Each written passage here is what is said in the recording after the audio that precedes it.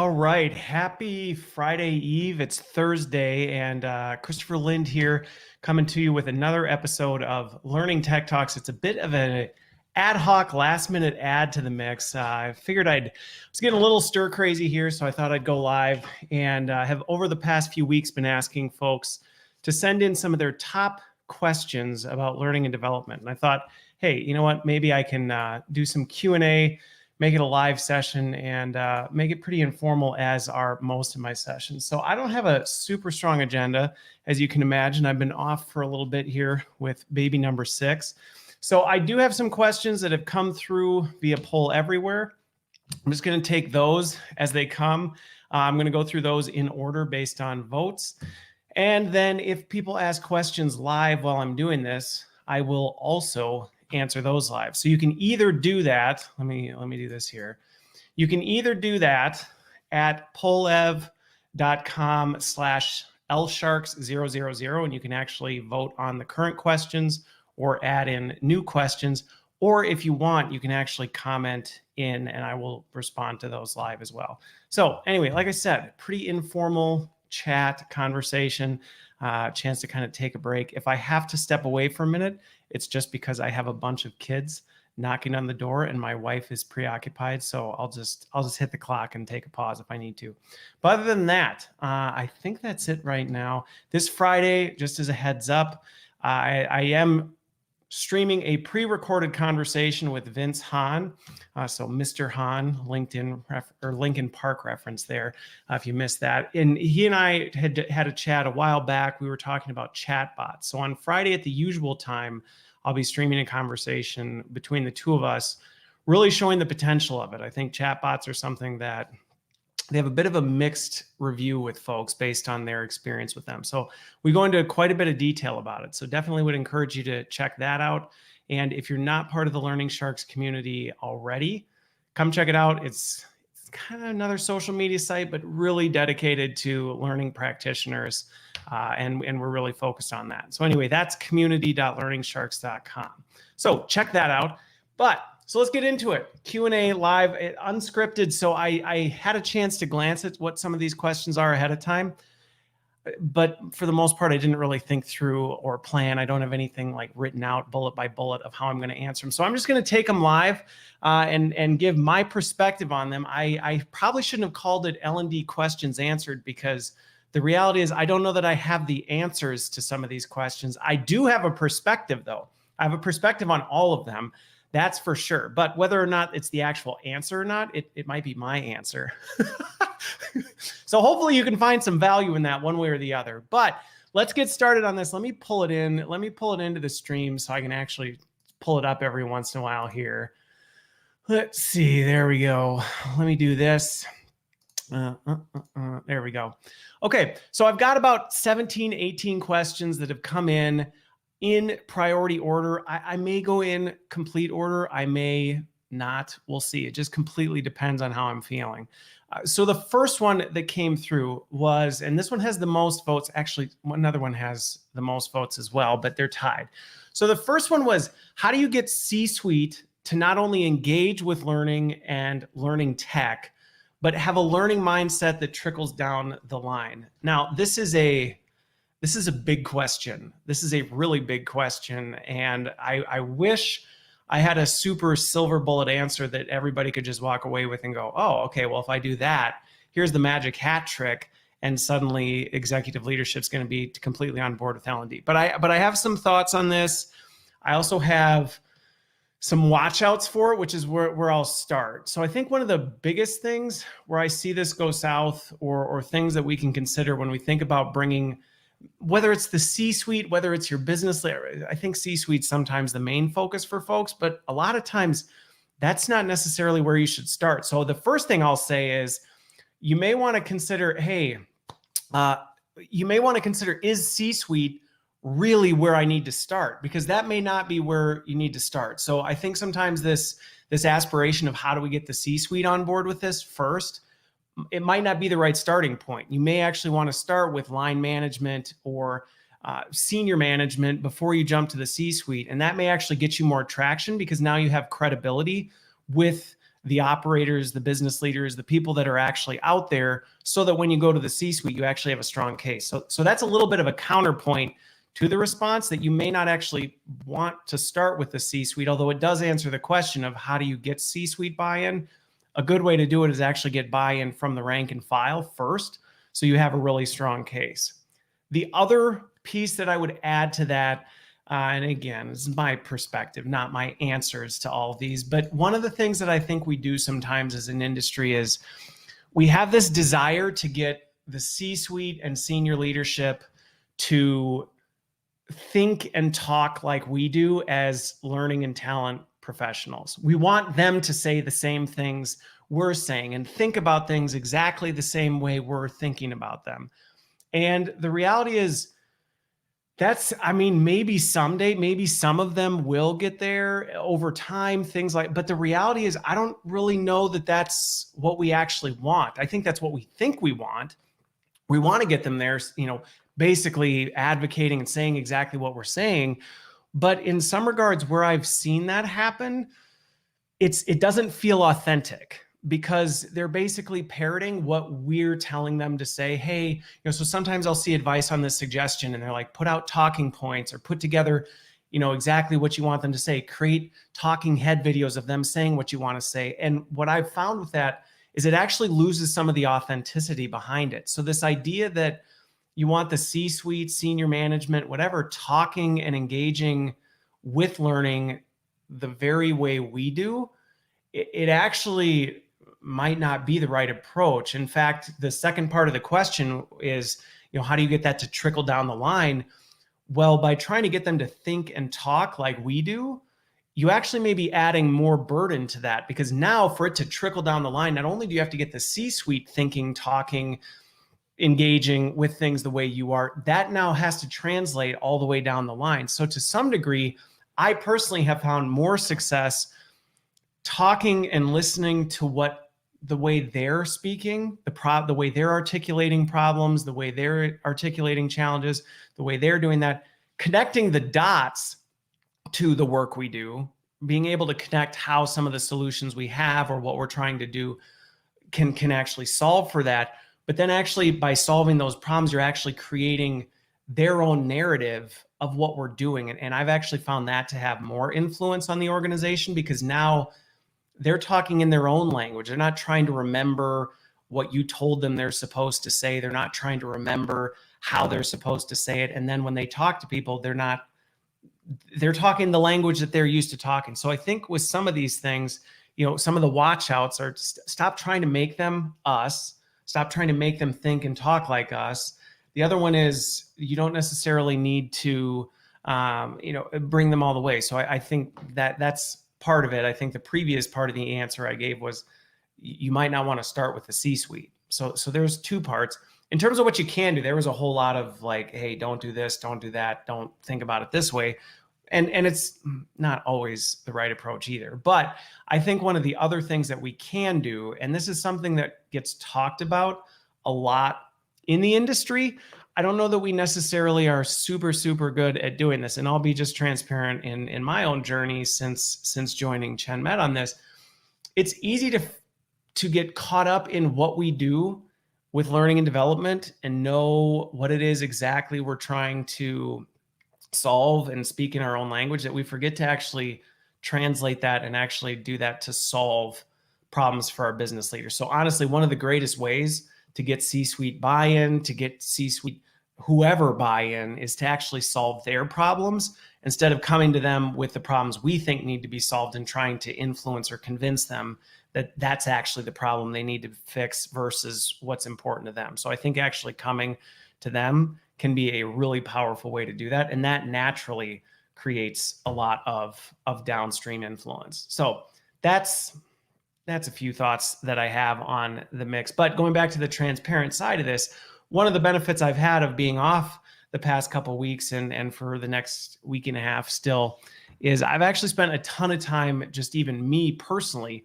reprocessing the vision that I've put together and the direction that I'm going, and spending a lot more time actually translating that back to what I know is going on in the business, in the organization, and saying, okay, And granted, it was aligned before, but I don't know that my story always directly connected to that. And I think my challenge is probably a challenge I see with a lot of L&D professionals. We've got it up here. We get, oh yeah, no, this is how we solve this problem, but we forget to tell that connective tissue between the two. And so we end up just sounding like we're doing L&D type things. And so even for me personally, over the last couple of weeks, I've been spending a lot of time thinking through, okay, how do I tell this narrative of here's what we're trying to do that's tied to these 3 strategic priorities in the business, and then break that down into tangible ways to actually do it. And again, we'll see. So I've done this in the past and gotten thrown out of offices. I've done this in the past and it's had massive success. So that's where I say I have a perspective on this. I've had some things that have worked really well. I've done the same thing in other places and they haven't worked so well. So hopefully that answer, non-answer perspective piece gave a little bit of guidance. So boss, I see you chimed in. I'm going to pull your question up and I'm going to divert from the actual poll everywhere because it's boss. I got to say this. So I'll pull this one up. Thanks, boss, for the congrats. Hope we'll come out of this lockdown. And okay, what do you hope? So let me ask this. Thank you. First of all, thanks, boss, for the congrats. Good to see you. It's been a bit. And for anybody else watching, feel free to ask questions live. I'll take these. So your question, boss, just so I get this, and I'll also put this in the show notes. What do you hope will come out of this lockdown and lack of face-to-face situation?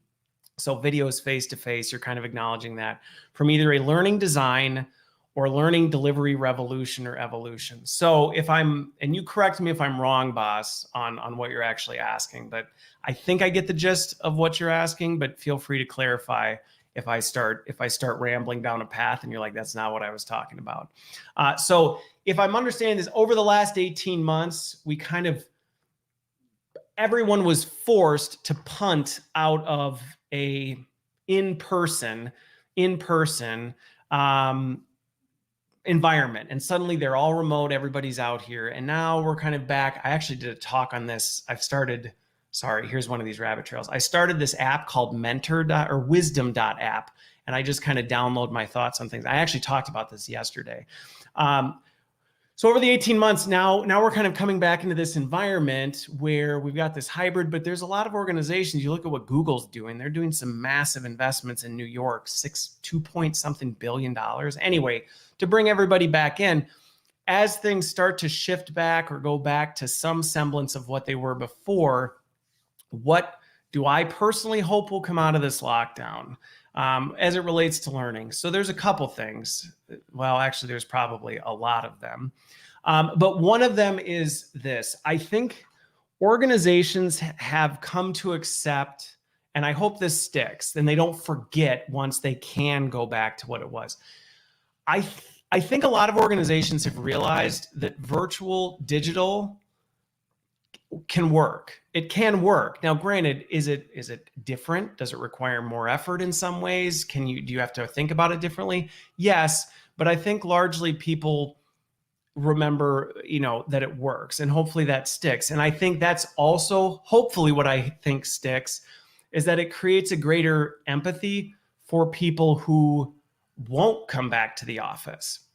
I think pre-COVID, whatever you want to call it, if you were in the office, you really didn't think about people out there, even learning and development people. And so going back to tie it to your question of learning people specifically, what do I hope we learn from this is that we have to think about these people because they exist. And now in a post-pandemic world, that percentage of them is going to be larger than it even was before. So we actually, I don't just hope, well, I hope we don't forget about this. I hope we learn this lesson, because the reality is if we don't, it's going to have a really dramatic negative impact. So hybrid design, to tying it directly to your question of from a learning design standpoint, I hope everyone has really upped their game and skills in hybrid design. And when I say hybrid design, I mean it works whether you're remote, you're in person, it really doesn't matter. It just works seamlessly one way or the other. And you don't have to treat them as two distinctly separate audiences.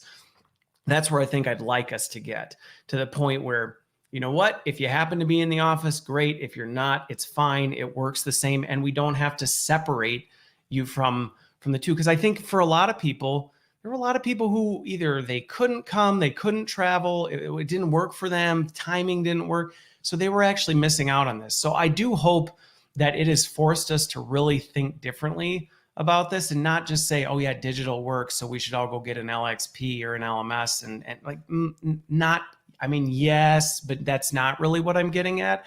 I'm talking more about hopefully we're thinking completely different about this. Another one that I hope comes out of this is I hope everybody took a real sock in the mouth for things that we've taken for granted and just have assumed that we're in a really good spot. So we in learning have often talked about, yeah, we need to do leadership skills, soft skills, and it's always been a focus area.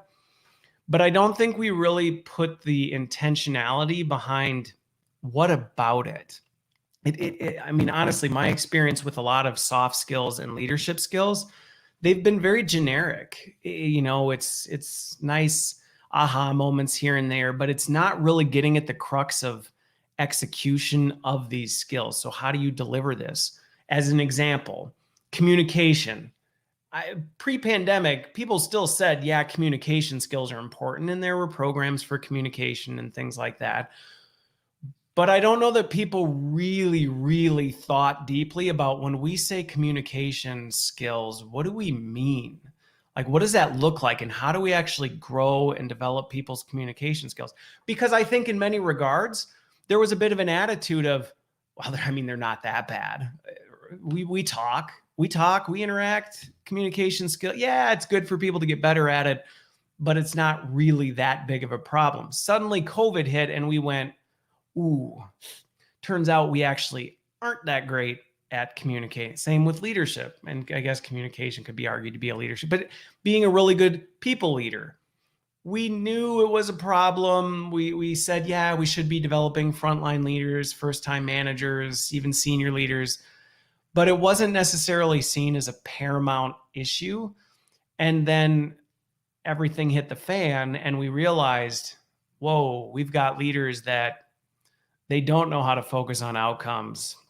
They're focused on activities. They don't really know how to engage with their team. They don't really know how to connect their goals to the bigger mission. We're seeing all this data coming out about people saying they want to work for an organization that they feel they're connected to the mission.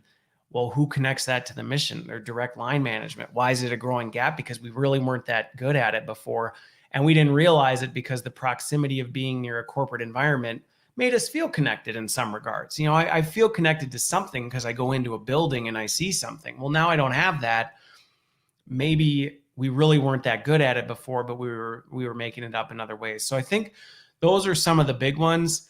I think from a learning design and learning delivery, I think another one that I would add to this that I really hope we learn from this is kind of this softer side of stuff. And I don't mean squishy beanbags and hookahs.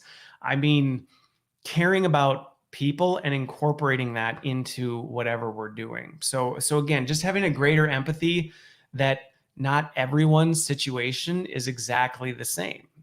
And that doesn't mean we need to make 37 different versions of every course or program that we have, but it does mean that we should think a little less about, okay, let's be super prescriptive in how everything is, because this is how I think it needs to work.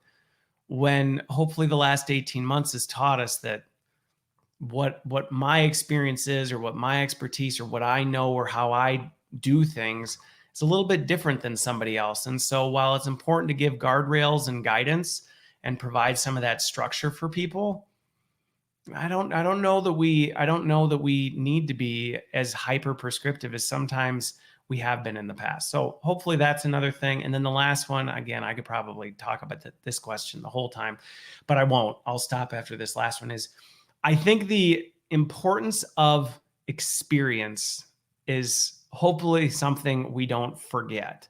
And I don't just mean improving UX in what we're doing. I mean really thinking holistically about what's the actual experience like for a user? How do we make this more experiential for them? How do we not just make this more content for them to consume, but we make this something where they're doing something? And again, thinking differently about how we do that. Let's not limit this to when we can fly everybody into corporate once every 3 years type of a thing. Let's think about this more broadly. So I think that push to kind of think outside the box, maybe try things that we haven't done before. And I guess that would be a fifth one that I would add is, I hope coming out of this forced us to start thinking differently about things and being more creative, and not saying, well, here's why we can't do that. Instead saying, all right, well, I don't know, we need to do this. What are some things we can try? What are some different ways that we haven't done in the past? Because before we didn't really have to. We maybe did certain times, but I don't think anything has quite pushed us to the lengths that we've had to go as these last few months. And hopefully we don't forget that and become complacent in what we do moving forward, which it's a risk for everybody. It's a risk not just for learning and development. I would say the same thing to HR leaders. I'd say the same thing to business leaders. Like we can't go back to complacent once this all winds down and be like, whew, like that's behind us. Now, let's move on with things. All right. So hopefully, boss, I answered your question, because that was a pretty long answer, but hopefully that was a little bit of my thoughts on this one. So next one, because I said if you ask questions live, I will prioritize those over the poll everywhere ones. So Peter, good to see you. Peter Wittig, it has been too long. I hope you're doing well.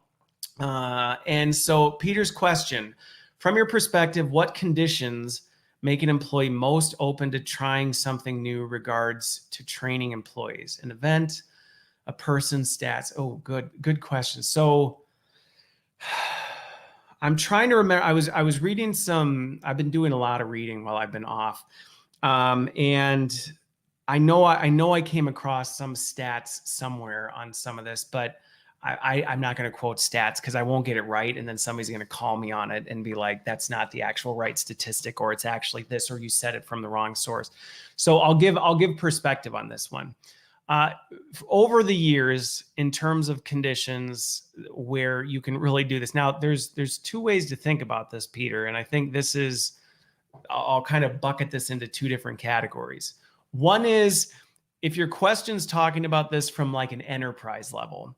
Okay, so if we're thinking about this at the enterprise, we're trying to cast the widest net across the organization and get as many people to try something new. We're rolling out this new thing and we're trying to get as much engagement as we can from this large percentage of the population. That's going to be a little bit different than if I said, hey, if you're really looking to, where should you prioritize as an L&D function to say, where can we get the biggest lift? Like, what are the things we can focus on to try? I think those are two different answers that I would give and again, I'm doing this off the top of my head. So I know the second I finish answering this question, I'm going to have more to say about it, but it's fine.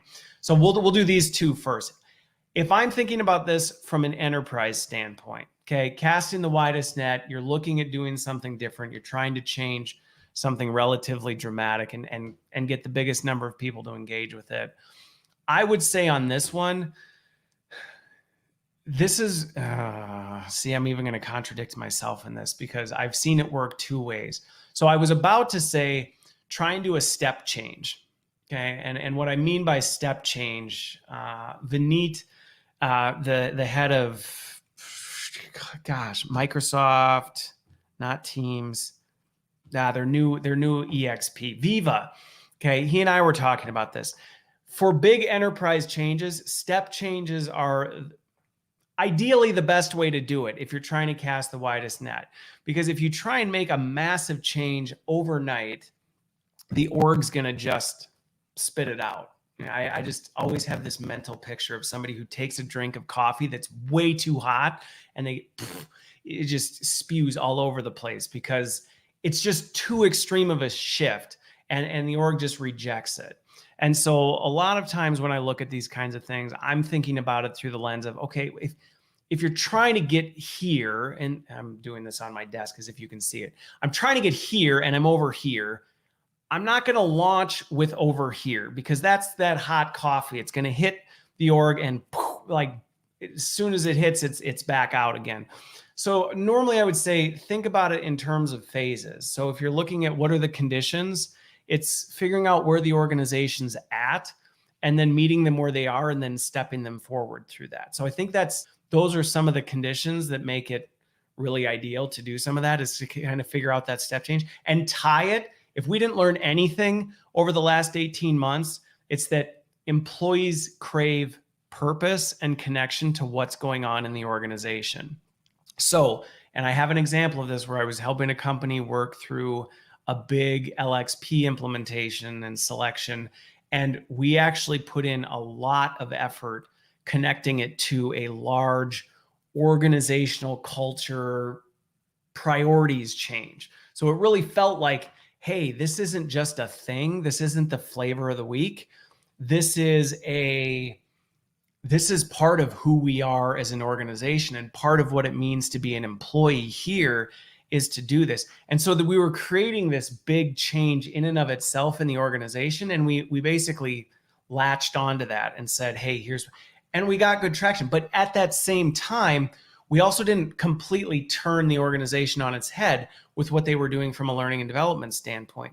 So we actually, because initially going into this, there was thoughts of, do we do talent mobility and like all these crazy things? And we dialed it way back because we said, hey, it's good that we're tying this to this big organizational transformation, but let's not get so caught up in that we try and do it all at once, because then hot coffee analogy hits in again.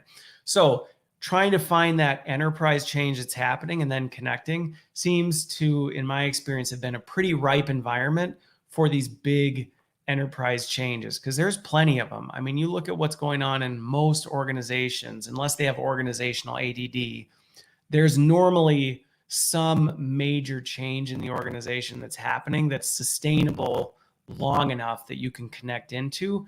The big thing is then when you do that, don't just flip the script on what you're trying to do. So that's a big one. On the smaller ones, if we're talking about this on a more personal level, like on a team level or a functional level, where do employees do this? David James and the Loop team talk about this a lot. And this actually ties to my bigger answer too, for the big ones.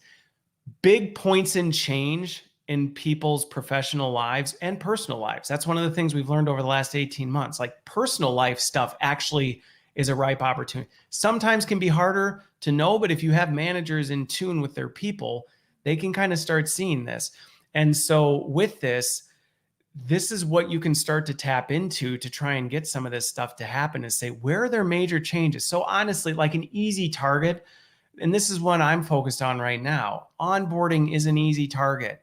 When are people open to trying something new? When they're joining a new organization or switching jobs within the organization. Why? It's a massive change. They don't really have a baseline to compare it to.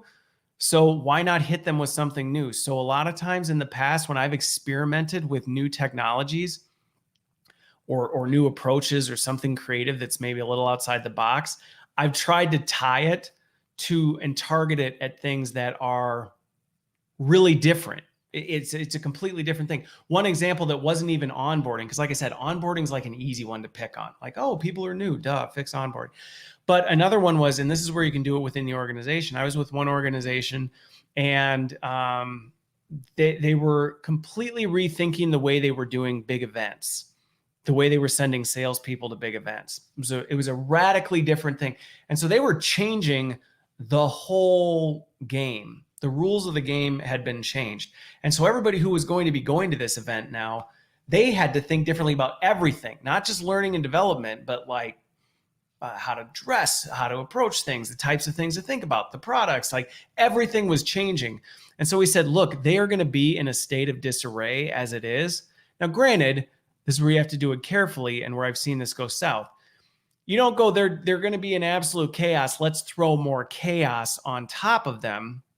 No, but what we actually did is we said, we know this is the state of chaos they're going to be in. So we know some of these new approaches, these different way of doing things is actually going to help reduce some of the chaos. So they're in this state of uncertainty, discomfort, all this stuff. let's throw something that's a little outside the box of what we've formally done into the mix. And we actually saw tremendous adoption that then carried forward, because what happened was they had no choice and they were scrambling. And so when they hit this, they had these new creative approaches. What happened is after they went through it, they went, that was really different. That was a really different experience than I've had. What was that? What did you do? Because I haven't done that. And suddenly that opened the door and we started having conversations about trying new things. So an example of this tied to this was, and this goes in the way back machine, but I did a similar thing with augmented reality probably 10, 12 years ago, where the organization was going through a big transformation with the way we were dealing with incoming folks, clients, incoming potential customers. And so the whole experience was different. And we said, this is the prime time to try augmented reality, because we'd tried to talk about it before and people just looked at us like, I don't even know what that is. Like, I don't really care. And we tried to build the use cases and nobody really had an interest. It seemed weird and wonky and outside the box, and people didn't want to. But suddenly there was this organizational shift happening. And we said, you know what, augmented reality is actually a really good way to solve this. And we didn't talk about it in terms of augmented reality. This goes back to my previous question of how do you get C-suite buy-in? We didn't talk in learning ease. We didn't use our learning language, but we did say, you're going through this transformation. We're trying to do this. We think this is one of the big problems you have. We think we can solve it with this. We didn't even use the word AR. And they said, that's interesting. That sounds intriguing. We got buy-in for it. We did it and it worked. And suddenly the entire organization said, what the heck was that? And then we had their attention. And so again, I think from a condition standpoint, but if I was talking to a people leader, you know, what kind of conditions? Same thing. Look for those opportunities in your teams, in your people, where they're going through some pretty big monumental changes or changes.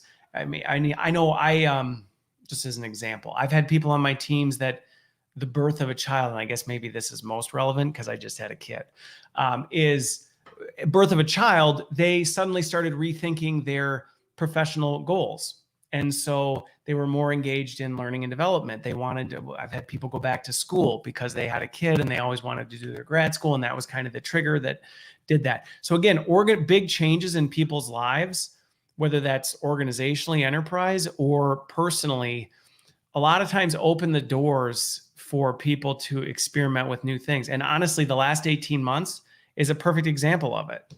The world got flipped on its head. How many digital transformation projects that were scoped for 3 years got pulled off in 2 months and are still sticking around? Well, a lot. And it's because there was this massive change, this ripe environment for people to go, good grief, we got to do something like we've never done before, or we're just not going to make it. So that's, again, I guess those are kind of similar answers to both questions, but I think the nuance is in how you would execute. And I think as a learning leader, when I've done this in the past, the way I think about it at an enterprise level, the conversation's a little bit different at an enterprise level than I would have on a personal or a functional or a team level. Okay. So I don't have any more live questions in the chat, so I'll switch back over to the poll everywhere. But if you have any other ones, feel free to ask. Like I said, it's casual conversation. It's a chance for me to talk to non-little kids. So it's a breath of fresh air in some regards. So the other top rated question I got was, how are you measuring soft skills? I love this one. I was actually really excited. It was winning, by the way. It was winning in votes until right before I went live. And I was excited. I was excited to be able to answer that first, but it's fine because I still have time, so I can answer it. So how are you measuring soft skills? I love this question because I cannot tell you how many times I've been in conversations where people have said, you can't measure soft skills. And I get this smirk. If you've ever worked with me, you can see it on my face. I get this smirk like, oh, really? Let's have this conversation right now. Because I have been told, I don't know how many times over my career, that you cannot measure soft skills. Yes, you can. Yes, you can. And you can actually tie it to organizational performance. And if anybody tells you you can't, they're wrong, or they haven't done it right in the past. So how am I measuring soft skills? I've done it a lot of different ways over the past, I don't know, couple decades. But there's a few best practices that I think about when I think about measuring soft skills that I think sometimes we trip ourselves up on this. So in terms of how I'm measuring soft skills or how I think about soft skills on this, one of the biggest problems that you have to tackle when it comes to soft skills and measurement that I just don't see enough effort put into is we don't break soft skills down granularly enough. So we leave them in these big ethereal buckets like communications, leadership, influence. Like what? I mean, yeah, of course it's very hard to measure that because that's a very ethereal soft skill. That's not necessarily something tangible that I can say, are you a better communicator? I mean, yes, maybe. I don't know. Depends. What are you talking about? In what environment? In what situations? What specifically are you talking about? And I think that fundamentally is why a lot of times you get this pushback on, well, you can't really measure soft skills. You're right. You can't measure soft skills if it's this job description generic category that has no actual tangible outcomes that you're targeting. Sure. Yeah, I would agree. If that's what you're trying to do, then no, you can't measure soft skills. If you break it down into behaviors, you can. And I'll give a couple examples of this. So whenever I talk about measuring soft skills, I spend a lot of time actually deconstructing the skill itself. Because again, we don't do this enough. We leave things at this very high ethereal level and then we struggle with it. And we throw kind of the spaghetti basket at the wall and we're like, I don't know. It seems like they're kind of a better leader. And, well, yeah, but what noodle are you actually focusing on? And so when it comes to measuring soft skills, this is an area we really decrypt and unpack. Depack. I don't even think that's a word. Hang on, I need a drink. Okay, so good, boss. I'm glad this is a question that's come up 3 times. So with this, breaking it down, I'll give you a really good example. Okay, I had one conversation with a leader, and as we were doing this, they said, we need our people to be better influencers. Okay, I mean, I could have worked with my teams. We could have ran out and found the latest and greatest in influencing skills, come up with some really cool model for how to do it and made everybody do it and said, I think they did good. Did they pass the test? I guess it's better.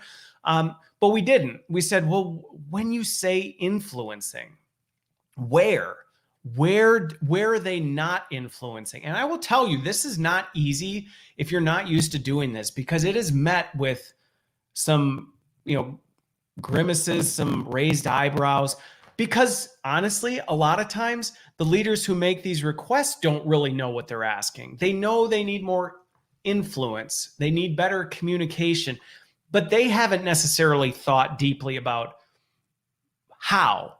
And so a lot of this time is spent on actually unpacking, what do you mean? So in this example, it was, well, we need them to be better influencers. Where do we need them to be better influencers? Well, and it took a while. This wasn't like a 10-minute conversation, but it was, well, where are they not who are they trying to influence? Who do you really need them to influence? We were able to narrow it down to this specific group of people. Okay, well, it's when they interact with these specific people. When do they interact with these specific people? Well, we were able to narrow down when that happens, about how long those conversations take, and what a good conversation and a bad conversation actually look like. We actually had this thing torn apart into a very, very granular experience. And we said, okay, so based on that, and we were able to break it down into 4 behaviors. There were 4 key behaviors that we were able to identify within this conversation between this person and this person that defined whether it was an influential conversation or a non-influential conversation. And we broke it down to that level. And then at that point, within each of those 4 behaviors, we were able to say, what is good on one of these behaviors? What is medium? What is bad? I think there were 4 or 5 categories. I don't remember. But all in all, we were able to do that.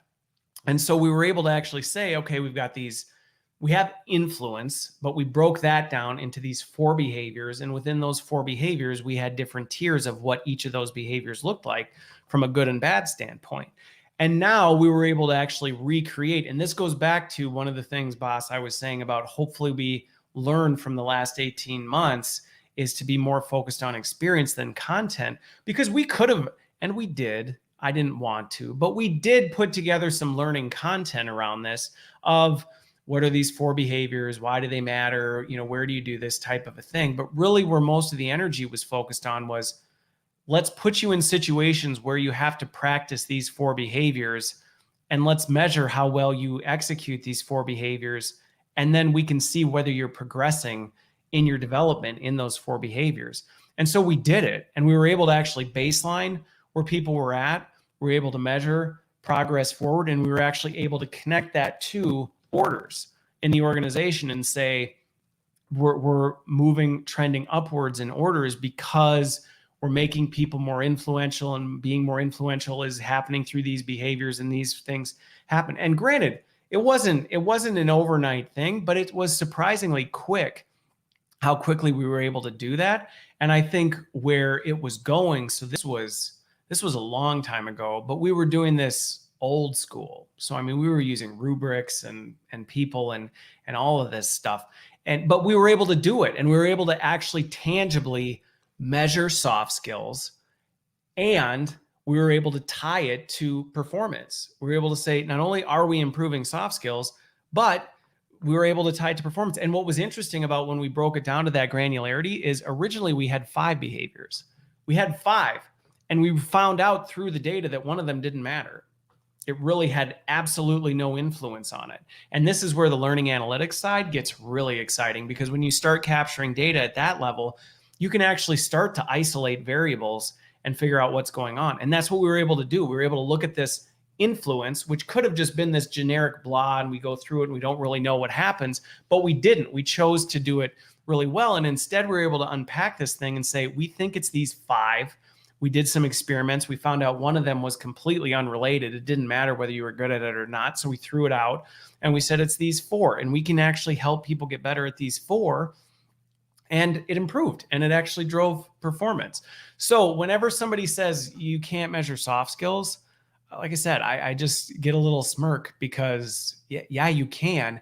And the thing is this is one of the things I'm most excited about with technology is that framework. And this is where I think a long time ago, we still did a lot of that, but it was a lot of work. And so we really had to prioritize, can we do this? Because this is a lot of effort. Technology is actually making this a lot easier and a lot more scalable. So Peter, you'll appreciate this plug on here, but right, immersive tech is a good way to actually do some of this, because you can actually build digital simulations for soft skills. That's another question. I think somebody asked it. I don't know, but I do get asked that a lot. Do you think VR is for soft skills? Yes, I do. Yes, I do, because if you look at it through that lens I just described in terms of how do you measure behavior and tie it to performance, well, then immersive technology is a perfect example of how to do it on a scalable level, because you can design simulations and build into those simulations key trigger points to watch for based on the rubrics of, okay, did this person do this? And now with natural language understanding, we can actually understand conversation and analyze the conversation and say, they didn't do this well, or they did do this well, or they said this, or they didn't say that. So this rubric that used to be very manual, and by the way, people aren't terribly objective at assessing skills, at behaviors. I mean, if I assess somebody and boss, I have you assess the same people, you're going to have wildly different measurements than we do. Even if you try and calibrate, we're not going to be perfect on. Technologies, it's not biased. It just sees what it is. So you're just programming it. It's listening to the voice. It's watching what's happening. It's seeing how long it took you to do different things. And then it's making an objective assessment of how quick were you at doing this? How good were you at, exercising this statement? I had one, and I know I'm kind of going off on this, but this one I get really excited about, which is why I was hoping it was going to be the first one, was I did one experiment in my incubator where we were actually analyzing conversations and giving people a dashboard of feedback that was fully automated. We were just processing their language and giving them a dashboard of feedback on, you say too much, you speak too fast, you use these phrases, you don't articulate this way. And we had actually programmed things in. So the immersive text side, some people immediately think, oh gosh, goggles and blah, blah, blah, like I got to do it. No, not necessarily. Yes, I think that's where we should be going. And there's another lesson, boss, from the last 18 months that I hope starts picking up, is that if we aren't playing with immersive tech by now, we need to be.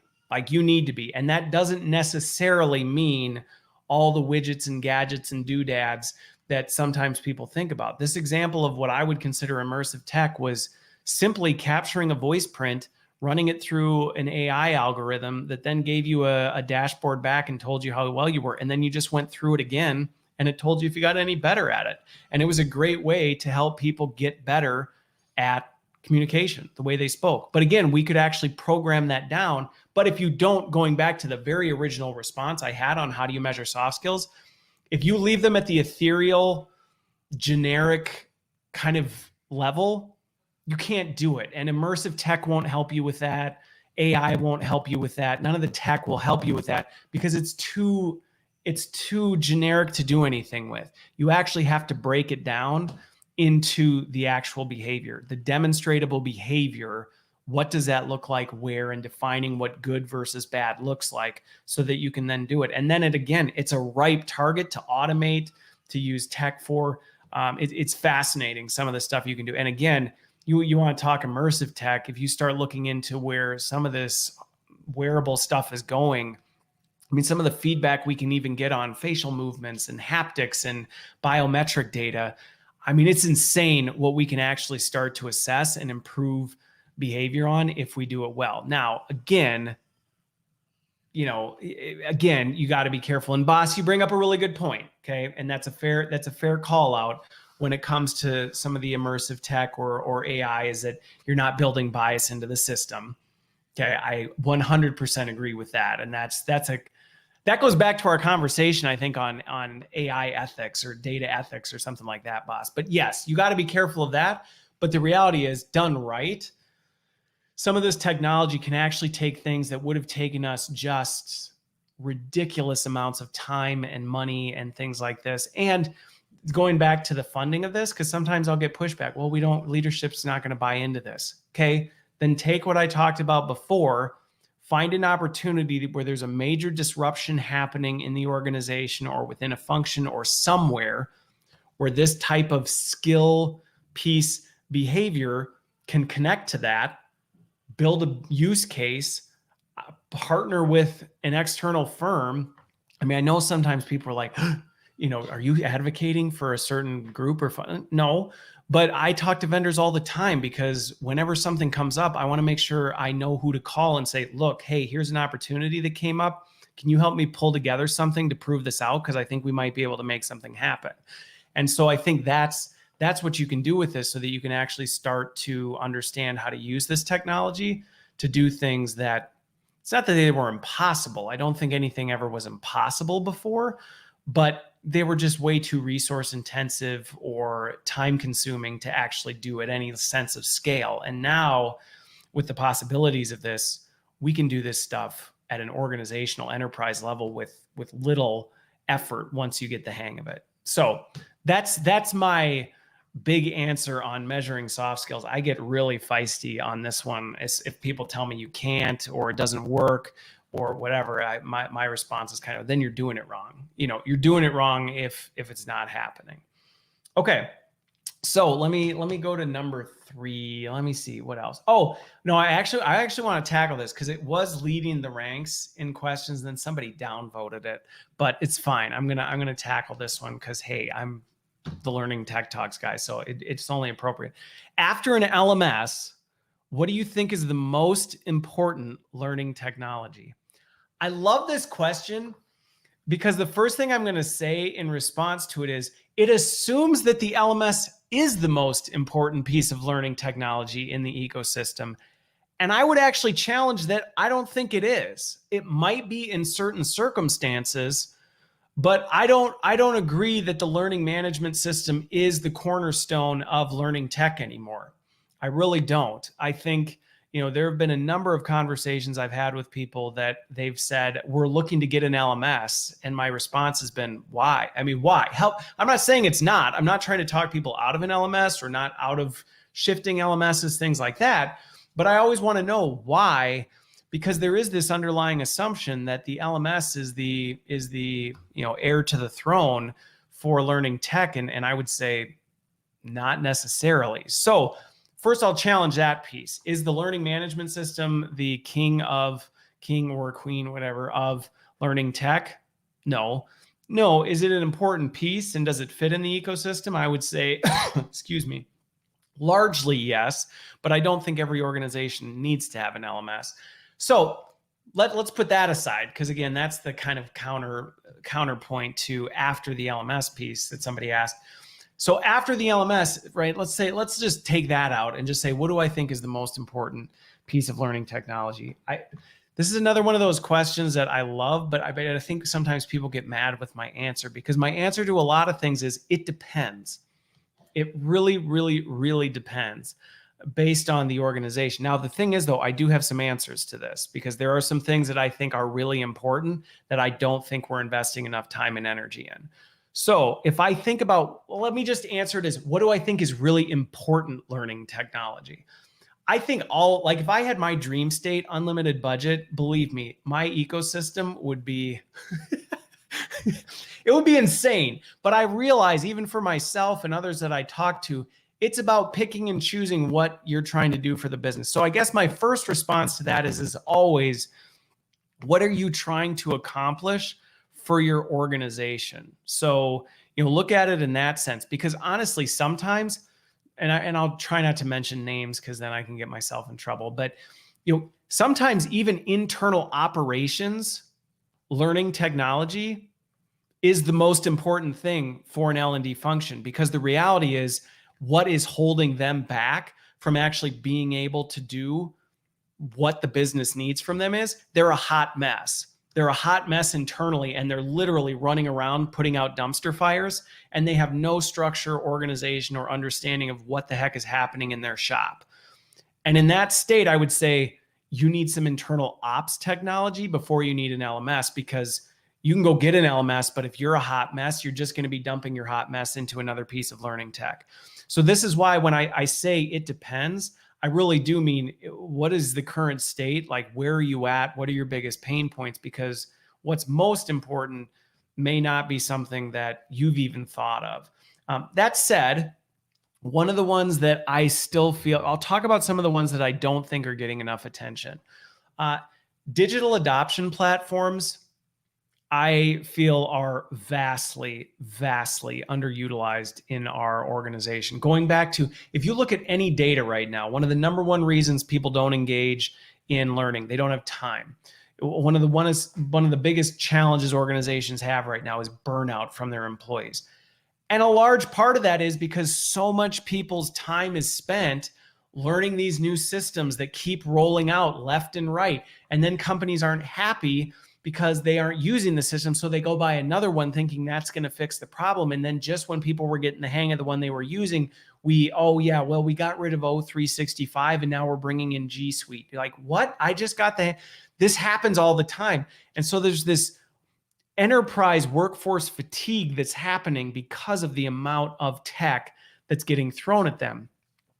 And a digital adoption platform can radically help that. Now, sometimes I'll have L&D leaders go, well, that's outside my scope. Is it though?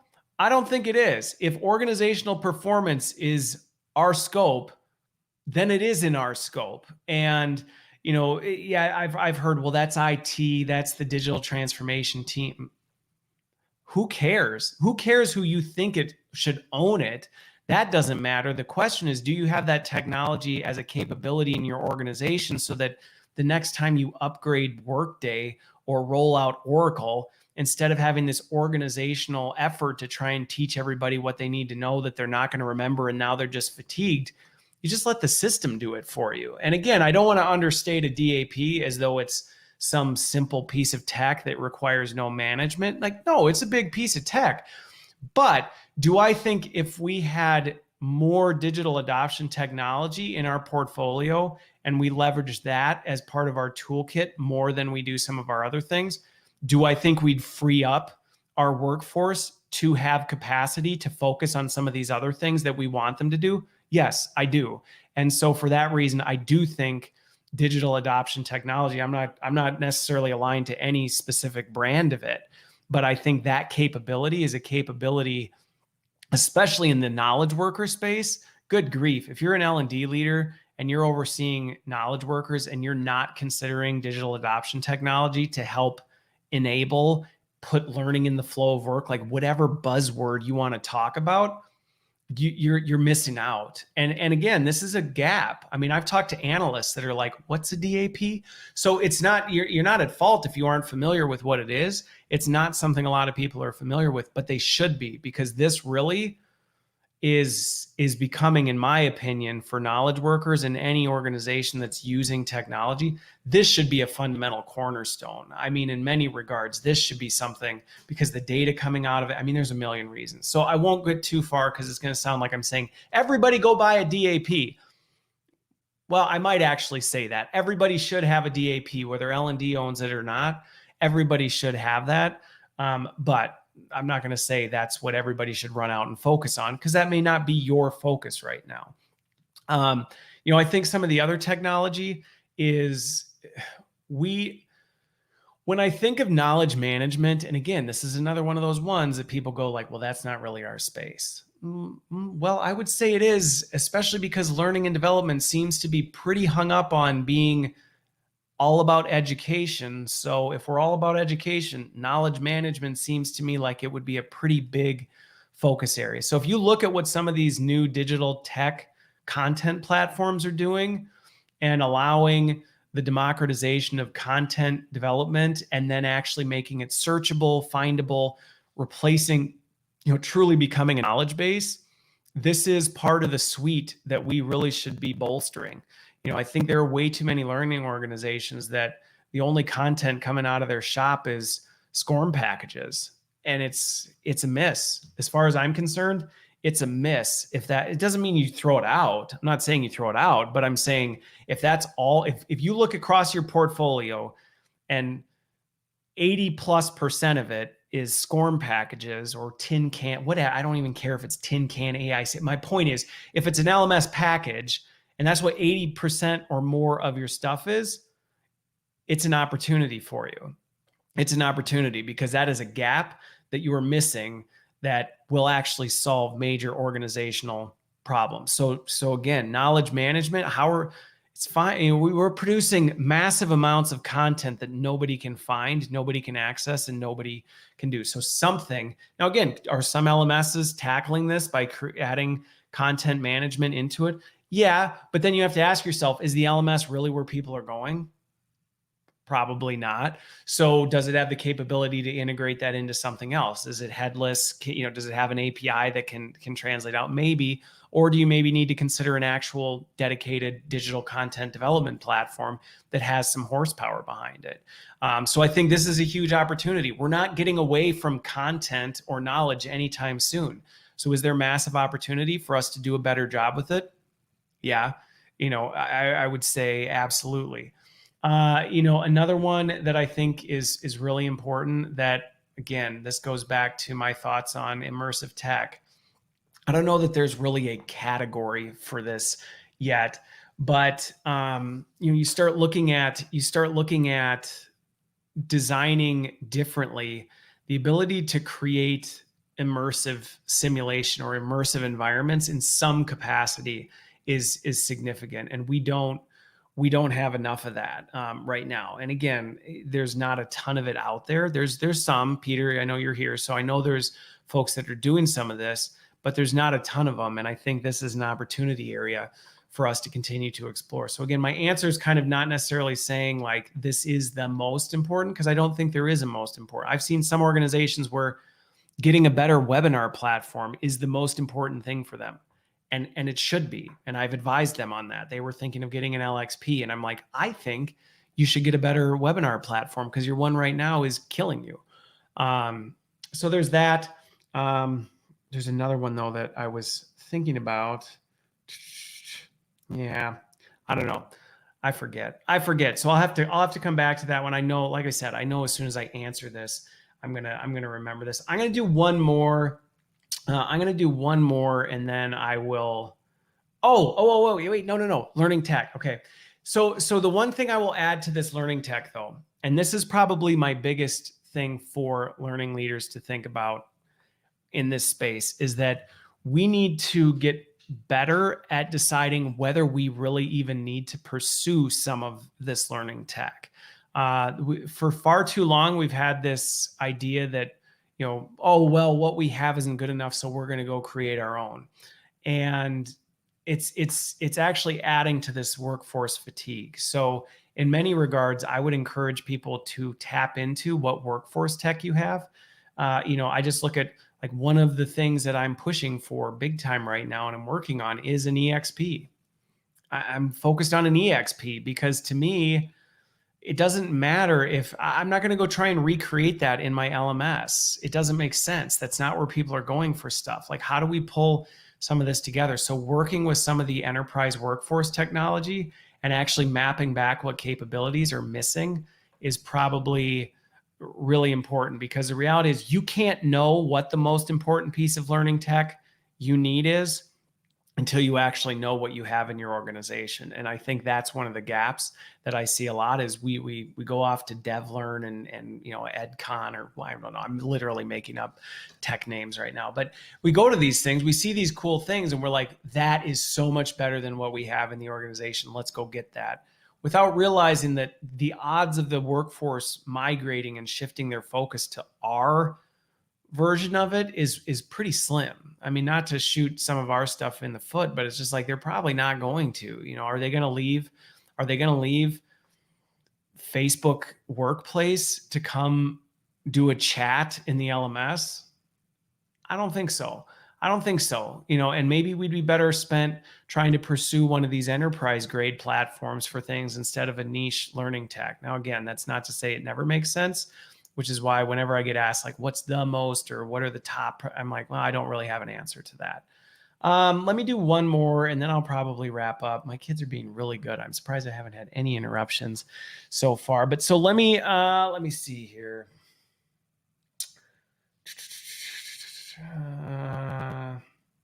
What do you consider learning data, and how are you aggregating it for analysis, insight, and impact measurement? What do I consider learning data? This goes back to measuring soft skills. So this is kind of a big question, in that I don't really like to differentiate between learning data and other data. I think that can almost be a dangerous area, because we start kind of categorizing, well, that's learning data. I'm only looking for workforce data, or that's ops data. I just really kind of consider it data. And now, granted, are there some of these things that are coming from my learning tech suite that we look for? Sure, absolutely. And again, I don't even knock some of the original ones, like engagement, engagement, completions, percentage done, we still pull some of that. We've got some of our own behavioral analytics that are coming out based on some of the things I talked about how we're measuring soft skills. So we have some of that unique learning data, but then we're aggregating that together. And I have a couple amazing, shout out to Kwok and Arden on my team. I don't know if they'll ever hear this, but if they do, shout out to them, because they're some of the best data people I know. And so they're really kind of looking at the data lake and saying, yes, we've got some stuff being generated from our systems. And this is where I say, I don't really differentiate between learning data and other data, in that it's just data. So really, when I think about, how am I considering it? I'm considering it, what are we trying to do and what data do we need to be able to measure what we're doing? And then, is that being generated from one of our systems, or is it being generated from another system somewhere else? And so at that point, we're in partnership with our people analytics team, And so there's a big data lake. There's a data lake that we're going to, and we're basically, it's like a shopping list. We need this, this, this, this, this. And if it doesn't exist in workforce tech, then we look back at our tech stack and say, is that something we can get or we can capture? If not, is this a new capability we need to bring in? And we do that. And then we're aggregating that together and then pulling it into dashboards based on what we're doing. So, this one could probably be an episode in and of itself. Again, I may come back to that one. I'm planning on doing another one of these with a panel later this year, possibly. So it'd be great to get some other perspectives. But with that, I didn't realize that I went way over and I only answered like 5 questions. So with that, I'm actually going to wrap up. Thanks for those of you who joined. Thanks for the questions. Good to see you, boss. Peter, thanks for those of you who made it. I hope you all have a great rest of your Thursday Eve. Have a great night and a great weekend. Bye-bye.